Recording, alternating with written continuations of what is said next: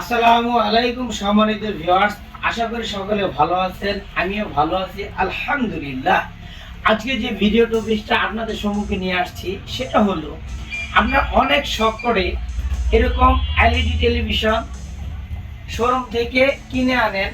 অনেকে আমাদের অ্যাসেম্বলি করা টেলিভিশন কিনে থাকেন। তবে এসব টেলিভিশনের মধ্যে সবচেয়ে মহামূল্যবান জিনিস হলো ডিসপ্লে বা প্যানেল। একটু ভুলের কারণে এই ডিসপ্লে বা প্যানেল আপনাদের নষ্ট হয়ে যেতে পারে। এই ডিসপ্লে বা প্যানেল আর সার্ভিসিং নাও করা যেতে পারে। আমি এই ভিডিওটির মাধ্যমে এটাই তুলে ধরবো যে আপনারা এই সমস্যা থেকে কিভাবে পরিত্রাণ পেতে পারেন। তো চলুন।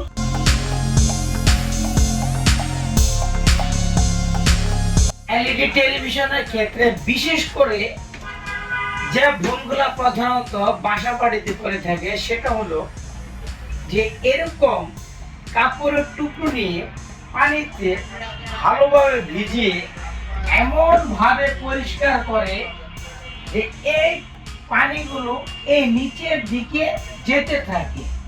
যখনই এই পানিগুলো নিচের দিকে যায় তখনই এই যে এখানে দেখেন একটা খোলা ডিসপ্লে বা প্যানেল আছে। যখনই উপরে থেকে পানিটা নিচের দিকে আসে তখন এখানে কফ আইসি এই নিচের দিকে এভাবে আসে।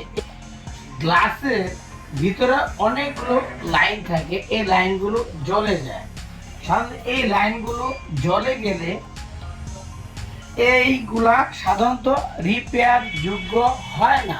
যদিও 50% রিপেয়ার যোগ্য হয়, সেই ক্ষেত্রে অনেক সময় দাগ দাগ আসে, ক্লিয়ারেন্স ছবি আসে না।